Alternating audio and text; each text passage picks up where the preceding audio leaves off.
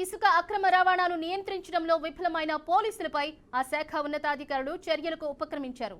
Multi zone 2 పరిధిలోని 9 జిల్లాల్లో ఇందుకు బాధ్యులను గుర్తించి వారిపై వేటు వేశారు. 3 సీఐలు 13 మంది ఎస్ఎల్ను వేకెన్సీ రిజర్వ్లో పెడుతూ జోన్ ఐజీపీ వి సత్యనారాయణ ఉత్తర్వులు జారీ చేశారు.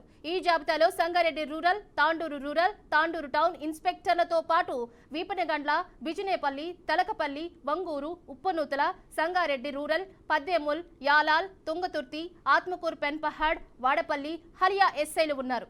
సమగ్ర విచారణ అనంతరం ఈ వ్యవహారంలో ప్రత్యక్ష పరోక్ష సహకారం ఉన్న వారిని గుర్తించి శాఖాపరమైన చర్యలు తీసుకున్నారు. ఏకంగా సిఐఎస్ఏలతో వేటు వేయడంతో సంచలనంగా మారింది. ఇదే అంశానికి సంబంధించి మరింత సమాచారాన్ని మా ప్రతినిధి క్రాంతి లైవ్ ద్వారా అందిస్తారు. క్రాంతి.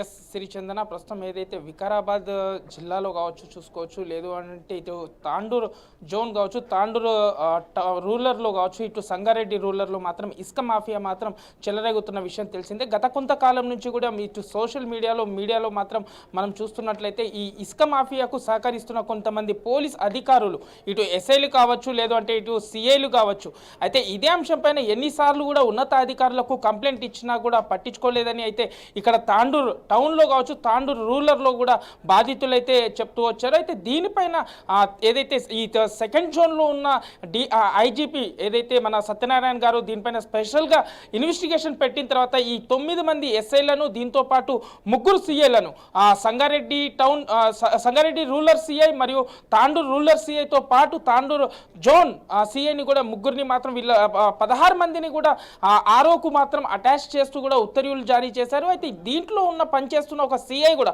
గతంలో జోగిపేట్ జిల్లాలో మాత్రం అక్కడ ఒక మైనర్ బాలిక అత్యాచారానికి కూడా తన అవకతవకలు చేశాడు. ఆ ఇన్వెస్టిగేషన్ కూడా లేట్గా చేసి తన ఉన్న సాక్ష్యాలను కూడా మార్చాడు అనుకుంటా కొన్ని పుకార్లు కూడా రావడంతో దానిపైన కూడా విచారించి ఆ నిర్ణయాన్ని కూడా ఆ సిఐని కూడా సస్పెండ్ చేస్తూ అయితే ఉత్తర్వులు జారీ చేయడం స్పష్టంగా మనకు తెలుస్తుంది. Sirichandana. Okay right, thank you so much Kranti.